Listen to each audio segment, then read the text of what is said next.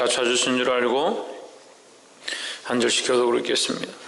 모세의 장인 미디안 제사장 이드로가 하나님이 모세에게와 자기 백성 이스라엘에게 하신 일, 곧 여호와께서 이스라엘을 애굽에서 인도하여 내신 모든 일을 들으니라.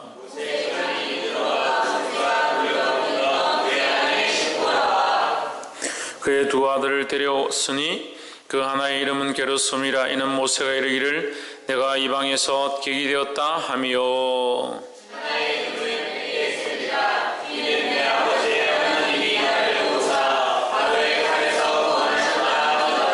모세의 장인 이드로가 모세의 아들들과 그의 아내로 더불어 광야에 들어와 모세에게 이르니 곧 모세가 하나님의 산에 지친 곳이라.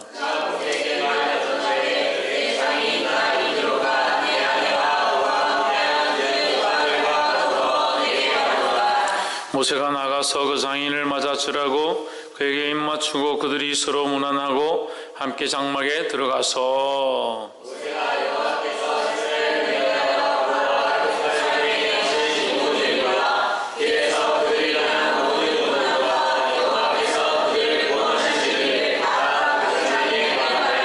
이드로가 여호와께서 이스라엘에게 모든 은혜를 베푸사 애굽 사람의 손에서 구원하심을 기뻐하여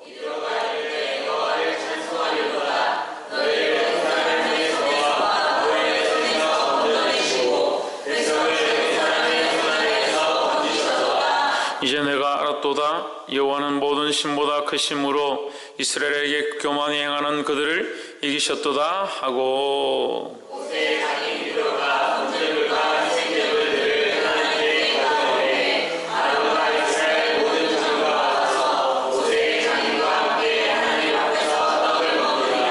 이튿날에 모세가 백성을 재판하느라고 앉았고 백성은 아침부터 저녁까지 모세의 곁에 섰는지라. 모세의 장인이 모세가 백성에게 행하는 모든 일을 보고 이르되 내가 이 백성에게 행하는 이 일이 어찌되냐. 어찌하여 내가 홀로 앉아있고 백성은 아침부터 저녁까지 내 곁에 서 있느냐. 모세가 그 장인에게 대답하되 백성이 하나님께 물으려고 내게로 오미라.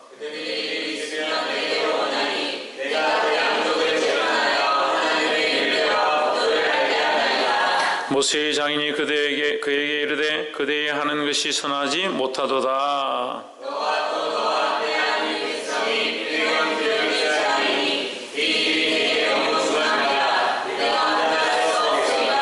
이제 내 말을 들으라. 내가 그대에게 방침을 가르치리니 하나님이 그대와 함께 계실지로다.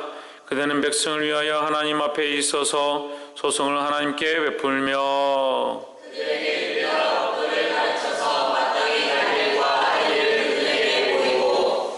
그대는 또 온 백성 가운데서 제득이 겸전한 사자고 하나님을 두려워하며 진실무망하며 불의한 일을 미워하는 자를 빼서 백성 위에 세워 천부장과 백부장과 오십부장과 십부장을 삼아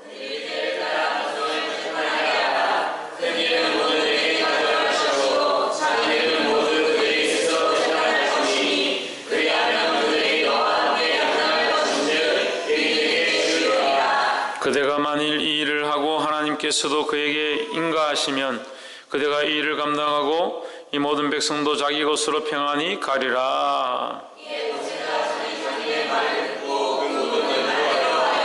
이스라엘 무리 중에서 제득이 겸전한 자를 빼서 그들로 백성의 두목고 천부장과 백부장과 오십부장과 십부장을 삼음해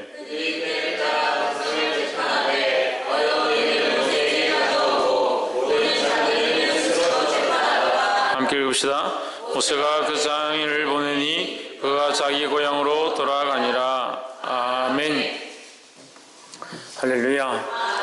우리 옆에 성경 자리에서 사랑합니다. 축복합니다. 할렐루야.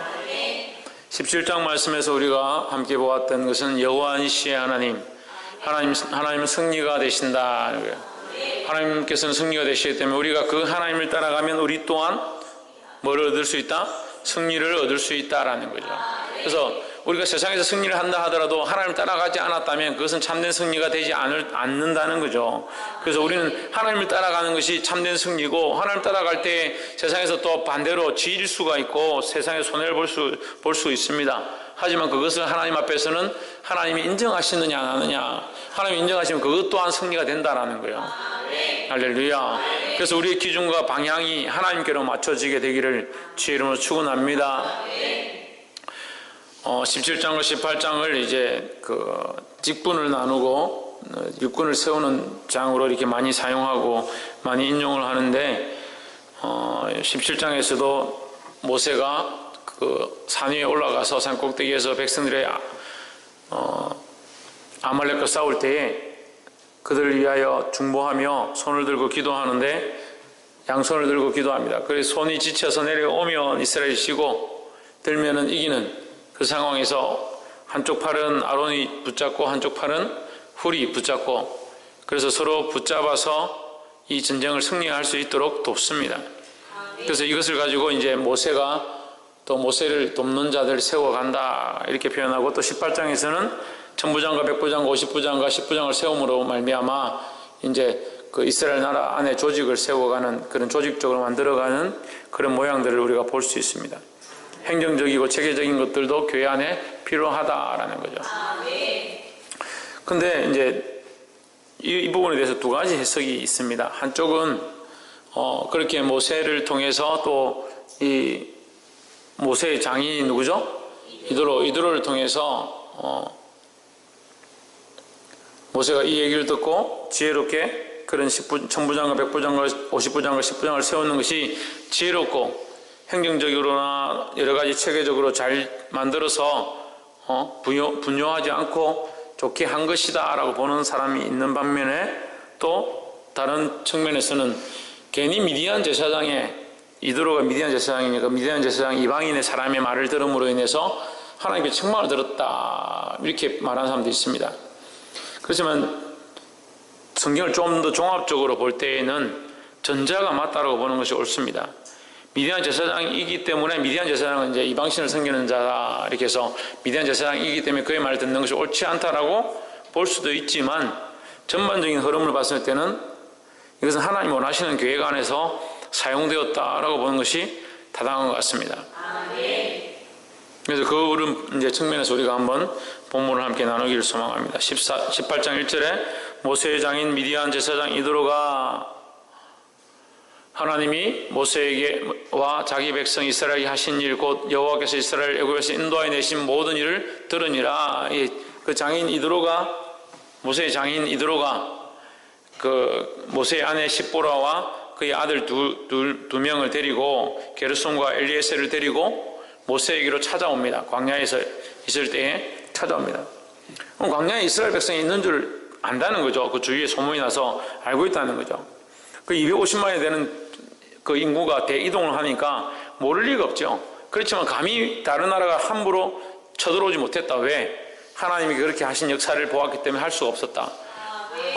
애굽이 오히려 여기서 제일 유력하게 이스라엘을 공격할 수 있는 자들인데, 애굽은 어떻게 했다? 이미 수장되고 그들의 군사력이 이미 떨어져 버렸기 때문에 공격할 수 없는 상태였다는 거예요. 그래서 이 소문을 듣고 알게 된 이 장인 이드로가 오는데 누구를 데리고 오느냐? 그의 아내와 자식들을 데리고 모세에게 가까이 옵니다.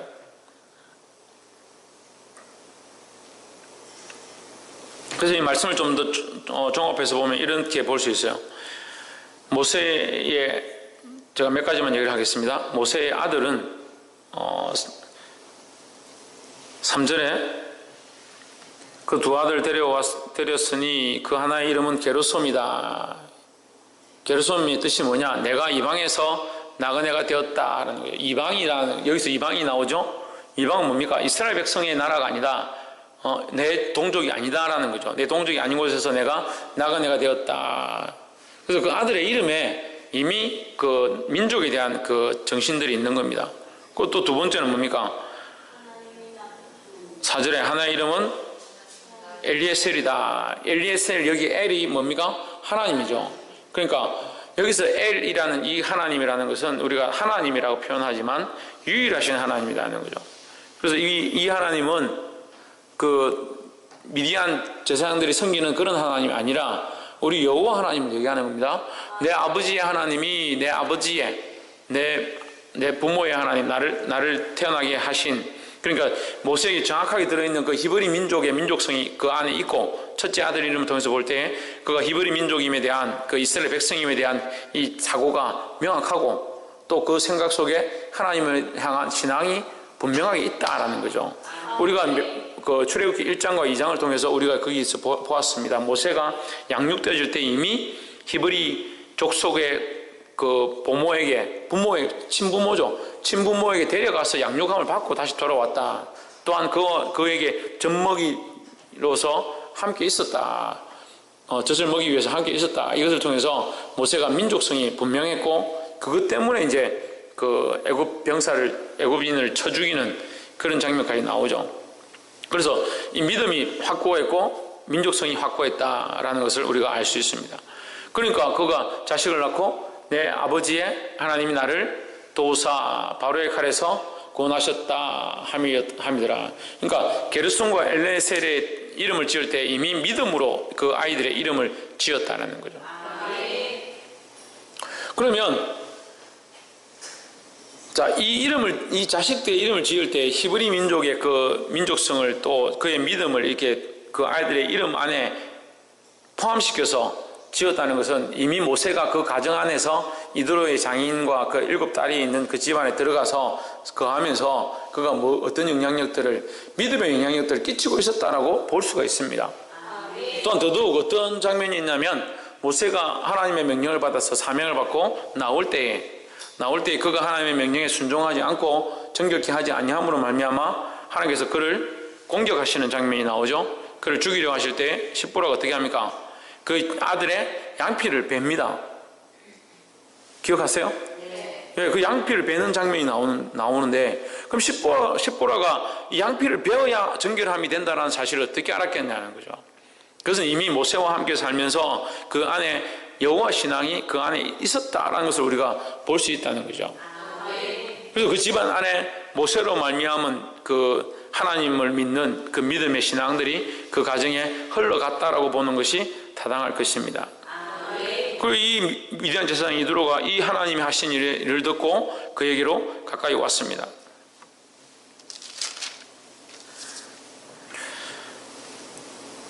7절에 모세가 나가서 그 장인을 맞아 절하고 그에게 입맞추고 그들이 서로 문안하고 함께 장막에 들어가서 8절 모세가 여호와께서 이스라엘을 위하여 바로와 애굽 사람에게 행하신 모든 일과 길에서 그에 당한 모든 고난과 하나님 여호와께서 그들에게 구원하신 일들을 다 장인에게 고하매.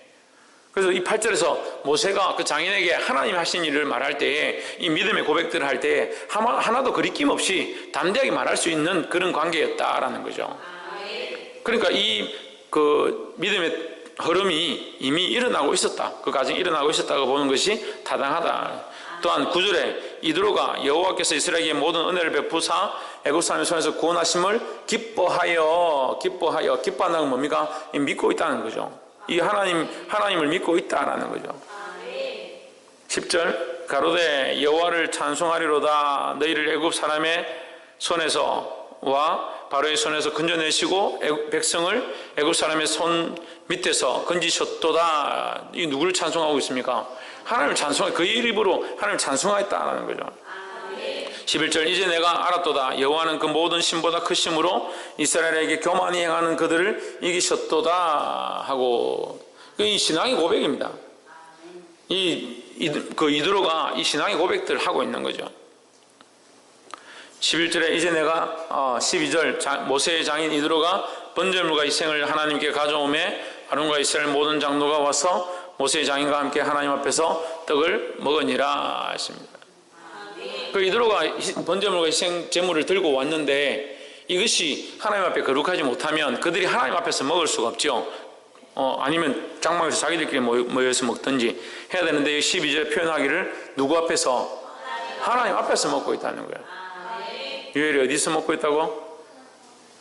하나님 앞에서 먹고 있다는 거예요. 그래서 하나님 앞에서 먹고 있다는 것은 이 제물을 드린 것이 문제가 없다라는 거죠. 그래서 이것을 종합해서 볼 때에 이런 것들을 종합해서 보고 또 있습니다. 23절에 모세가 이 천부장, 백부장, 50부장, 10부장을 세우는 것에 대해서 들은 그 모세에게 이드로가 얘기를 할 때에 이렇게 해라라고 명령한 것이 아니라 뭐라고 하냐면 그대가 만일 일을 하고 이 부분에 대해서 좋게 생각하고 또 하나님께서 허락하시면이라고 하는 거예요. 그럼 이 이드로가 이미 하나님의 허락을 하나님의 그 인격적으로 살아계심을 인정하면서 하나님께서 역사하시고 하나님께서 허락하신다면 이렇게 하려고 원한다라는 거죠. 자기 고집과 자기 생각대로 이렇게 해라고 하는 것이 아니라 하나님이 허락하신다면 이렇게 되는 것이 좋겠다라고 얘기를 하는 거예요. 그래서 말씀을 이렇게 깊이 있게 보지 못하면 어떻게 되냐? 자꾸 자기 보편적으로 자기 생각으로 자꾸 말씀을 끌고 가는 거예요. 그래서 한쪽에서 주장하는 사람들은 미디안 제사장의 말을 들었기 때문에 하나님께서 19장에 가서 그들을 독수의 날개도 내가 너희를 보호했고 내가 너희를 인도했고 내가 그렇게 했다라는 말을 하시면서 좀 책망한 게 아니냐? 책망한 게 아닙니다. 그냥 하나님 기억하기에 다시 말씀해 주신 것이지. 근데 그걸 가지고 이렇게 빗대서 얘기한 사람들이 있습니다. 그래서 이 성경의 종합적인 이 흐름을 좀 잘못 보고 있는 것 같아요. 그래서 전체적으로 봤을 때는 제가 볼 때는 이것은 이드로의 그 지혜를 하나님 쓰신 것 같다. 특히 이스라엘 나라에 이것을 사용하셔서 그 많은 무리를 광야에 데리고 와서 이렇게 운영할 때 여러 가지 어려움이 있을 수 있는데 그 지혜를 써서 잘 싸우고 잘 운영할 수 있도록 하셨다라고 보는 것이 타당한 것 같습니다. 그래서 우리가 여기서 몇 가지만 나누기 원하는데 첫 번째는 모세가 이드로의 미디안 장인의 집에 가서 어떤 일들을 했느냐? 거룩한 역할들을 감당했다는 거죠. 모세를 통해서 이 거룩함이 흘러갔고 모세를 통해서 자녀에게도 복음이 흘러갔을 뿐만 아니라 그의 아내 시프라에게도 복음이 흘러갔고 또한 더더욱 누구에게? 이드로의 장인 이드로에게까지 이 복음의 영향력들이 미쳐졌다는 겁니다. 할렐루야. 이 모세가 두려워하지 않고 그 장인에게 하나님을 외쳤던 것처럼 우리가 가장 껄끄럽고 복음을 전하기 힘든 사람들이 어떻게 보면 자기에게 가장 가까운 사람이에요. 우리가 생각하기에는 가까이 있는 사람들이 복음을 전하기 쉽지 않겠느냐 생각하지만 실제로 전해보면요 가까이 있는 사람들이 더 강력할 때가 많아요. 그 형제나 아내나 남편에게 또 동생에게 전하면 동생이 예수 믿고 교회 가자 이렇게 하면 니나 잘해라 하든지 아주 쉽게 생각하고 쉽게 대답하고 이렇게 하는 것들을 수없이 볼 수 있는 거예요. 그러니까 가까운 사람에게 영향력을 끼치는 것도 힘들고 가까운 사람에게 복음을 전하는 것도 힘든 거예요. 내가 영향력을 미치고 복음을 전하려면 거기 내가 덕을 쌓고 빗된 삶을 드러내야 그런 일이 벌어진다는 거예요. 그러니까 쉽지 않은 겁니다. 우리 가까운 사람이 나의 원수고 나를 핍박하는 자이고 가까운 사람이 예수를 못 믿게 하고 방해하는 사람이 될 가능성이 더 많다라는 거죠. 그러니까 내가 예수님 잘 믿으면 부모가 돌아올 것 같은데 부모가 오히려 나를 더 핍박하는 거예요. 내가 열심히 교회를 다니면 내 동생이나 내 형이 누나나 언니가 교회를 잘 나올 것 같은데 나를 보고도 교회를 다닐 것 같은데 천만에 반대로 더 우습게 생각하는 거죠. 그런 일들이 우리에게 벌어진다는 거예요. 그러니까 가까운 사람에게 오히려 복음을 전하는 데 힘써야 될 점이 있습니다. 그러니까 가까운 사람에게 어떻게 복음을 전한다고요? 내가 그 빛을 드러내므로 하나님의 거룩한 덕을 드러내므로 이 복음을 전하는 저와 여러분 되기를 주의 이름으로 축원합니다. 모세가 그런 일을 감당했다는 거죠. 그것으로 말미암아 그의 가정과 이드로의 장인의 가정과 그들이 하나님 앞으로 돌아온 역사가 있었다는 겁니다. 그 모세가 그렇게 전하니까 11절에 이제 내가 알았도다 이렇게 하면서 여호와는 모든 신보다 크심으로 이스라엘에게 교만히 행하는 그들을 이기셨도다 하고 그 입술로 뭘 누구를 인정한다? 하나님을 인정했다라는 거죠. 할렐루야. 그래서 우리가 이 복음을 전하는 건 우리만 살려고 하는 것이 아니죠. 우리가 살고 나면 어떻게 다른 영혼도 살리려고 하는 것이라는 거죠. 그래서 이들로도 결국 그 입술로 하나님을 인정하게 되었다. 할렐루야. 21절 그대는 또 온 백성 가운데서 제덕이 겸전하고 한 자 곧 하나님을 두려워하며 진실무망하며 불의한 일을 미워하는 자를 빼서 백성 위에 세워 천부장과 백부장과 50부장과 10부장을 삼아 했습니다. 우리가 또한 그 복음을 전하고 또한 그들이 하나님의 돌아온 역사를 보게 되고 또 우리에게 뭐가 필요하냐? 이 행정적인 것들이 필요하다. 그럼 복음을 전하고 그들이 돌아오는 것과 행정적인 것과 좀 별개의 일처럼 보이지만 우리가 이 교회를 체계적으로 할 필요가 있다. 그래서 우리가 2016년도 일어서는 교회, 하나님의 사랑으로 일어서는 교회라고 했습니다. 할렐루야. 그래서 일어서려면 물론 하나님이 보내주셔서 교회가 일어설 수도 있고 또 일어서서 이렇게 할 수도 있지만 우리 교회가 체계적으로 되고 행정적이고 체계적인 것들이 잡혀가야 된다는 거예요. 그래서 이것이 질서를 위한 하나님 앞에서 질서를 위한 필요가 있다라는 거죠. 그런데 자 여러분 우리에게 이게 큰 중요한 질서입니까? 조직을 만들고 어디서 봉사하고 누가 섬기고 누구는 부장이 되고 누구는 집사가 되고 누구는 권사가 되고 이것이 큰 중요한 문제겠습니까? 라고 볼 수 있습니다. 그렇죠. 큰 문제는 아니죠. 더 큰 문제는 뭡니까? 더 큰 문제는 뭡니까? 예수 그리스도가 머리가 되는 거죠. 우리에게 가장 중요한 것은 예수 그리스도가 머리가 되어야 된다는 주제가 있는 거예요.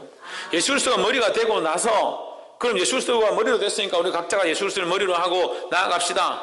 그렇게 되면 제일 좋겠죠. 각자가 예수 그리스도를 머리로 해서 그의 뜻에 따르고 그 명령에 순종하고 나아가면 가장 좋겠죠. 하지만 어떤 일은 귀가 밝고 어떤 일은 눈이 밝고 어떤 일은 팔이 발달하고 어떤 일은 다리가 발달하고 각자의 모습이 다르다는 거죠. 그래서 우리가 이 그리스도 안에서 연합해서 이 일을 하려면 어떻게 되냐? 이게 그리스도 안에서 이 질서가 세워져 가야 되는데 질서가 세워지려면 가르치는 자와 감독하는 자와 교사와 하나님 앞에 세워지는 은사를 따라서 각자의 맡은 소임이 있어야 된다. 그래서 이런 행정적인 이런 조직적인 모양들이 필요하다는 거죠. 할렐루야. 그래서 이것 자체가 성경이고 이것 자체가 꼭 천부장을 세워야 되고 백부장을 세워야 되고 50부장을 세워야 되고 10부장을 세워야 되고 그러면 이제 우린 천부장 안 되고 50부장은 한 명 세우고 우리 50명 넘으니까 50부장 한 명 세우고 10부장 한 서너 명 세우고 그렇게 조직을 갈 필요는 없다는 거죠. 하지만 이제 각 기관의 부장을 세우고 회장을 세우고 이렇게 하는 것들이 순장을 세우고 이렇게 하는 것들이 이 모양이라는 거죠. 이 질서를 세워가는 모양들이라는 거죠. 할렐루야. 그래서 하나님께서 맡기신 이 교회, 하나님께서 맡기신 영혼들을 우리가 그냥 방치하고 이렇게 내버려 두는 것이 아니라 조직적이고 질서적으로 인도해서 잘 양육해서 하나님 원하시는 교회로 성장케 하고 하나님 원하시는 이 사역 가운데 부흥케 하는 것이 우리가 해야 될 사명이다라는 겁니다. 할렐루야. 그래서 이 말씀이 이제 종합적으로 하면 하나님을 인정하는 자가 하나님을 아는 자가 이 복음을 전하고 다른 사람에게 그런 영향력들을 미치는 것이 우리의 삶의 모양이다. 두 번째는 뭡니까? 이것을 영향을 미침으로 그들 또한 하나님을 고백할 수 있도록 하는 것이 우리 삶의 모양이 되어야 된다.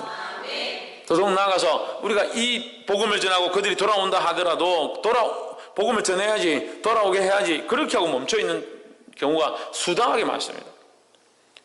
그것으로 끝나는 것이 아니라 돌아왔을 때 그들이 교회 안에 조직적으로 질서 있게 정리될 수 있도록 또한 그 안에서 자라갈 수 있도록 교회를 정비하고 질서를 세워가야 된다는 거예요. 할렐루야. 그래서 그것이 우리의 지혜가 아니라 하나님 원하시는 지혜로 되어지기를 주의 이름으로 축원합니다. 하나님 원하시는 지혜의 가장 큰 중요한 기둥이 뭐다? 예수 그리스도를 머리로 하는 것이다 하는 거예요. 그래서 우리 각자가 저도 그렇고 여러분도 그렇고 각자가 예수 그리스도를 머리로 한 그 신앙의 기초는 항상 잡고 있어야 되고 그 방향으로 나아가야 되고 세워진 자들이 또한 그 안에서 그리스도를 머리로 하는 일들을 위하여 봉사하고 섬기고 기도해야 된다는 거예요. 그런 면에서 좀 안타까워요. 우리 교회 기관장들이 유치부, 아동부, 학생회, 청년회 기관장들이 믿음으로 살려고 몸부림치지 않고 나와서 기도하지 않고 영혼들 위해서 이게 질서가 무너져가는 게 안타깝습니다. 예수 그리스도를 머리로 한 교회의 질서가 세워져야 합니다. 맡은 자들이 그렇게 충성하고 나아가야 합니다. 할렐루야. 말씀 맺겠습니다. 오늘 하나님을 두려워하며 진실하며 불의한 이익을 미워하는 자들, 그런 자들이 교회 가운데 세워지기 원하고, 또한 세워진 자들은 이러한 자세로 하나님 앞에 충성하는 저와 여러분 되어지기를 주의 이름으로 축원합니다. 기도하겠습니다. 이 시간 말씀을 기억하면서 함께 동서